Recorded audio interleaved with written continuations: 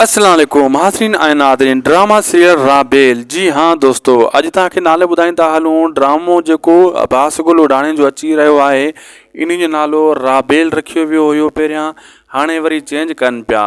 हाणे जेको नओं इन ड्रामे जो नओं जेको नालो ईंदो उहो बि तमामु जल्द तव्हांखे वरी असां ॿुधाईंदासीं त नालो छा आहे।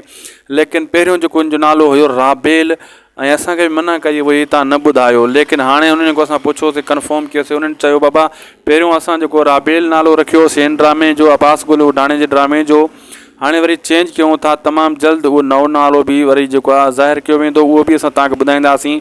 थी सघे थो इन नाले सां ड्रामो अची वञे, न त घणो करे ड्रामे जो नालो चेंज कयो वेंदो। हीउ राबेल ड्रामो हिकु बहितरीनु सोप सीरियल आहे ऐं KTN वारनि जो आहे, जंहिंमें लगातार तव्हांखे मां अपडेट ॾींदो बि अचां पियो। अब्बास गुल उडाणो आहे ऐं नसरीन नाज़ आहे मैडम, ऐं काफ़ी सुठा सुठा अदाकार आहिनि। बिलावल खोखर बि आहे इन में, ऐं अब्बास गुल उडाणे हिन में वॾी फाइट कई आहे। ॻोठनि में ॾिसो था तव्हां, लठ खणी दुश्मन खे भॼाईंदो थो वते, सटका कुटका ॾींदो थो वते। अब्बास गुल उडाणो दोस्तो जबल जे नाले सां सुञातो वेंदो आहे। अब्बास गुल उडाणो उर्फ़ जबल, छो त जबल जे नाले सां ई मशहूरु थियो कंहिं दौर में, तव्हांखे यादि हूंदो। तॾहिं खां वठी इन खे जबल, घणा बरहाड़ी जा माण्हू इन खे जबल ई चवंदा आहिनि।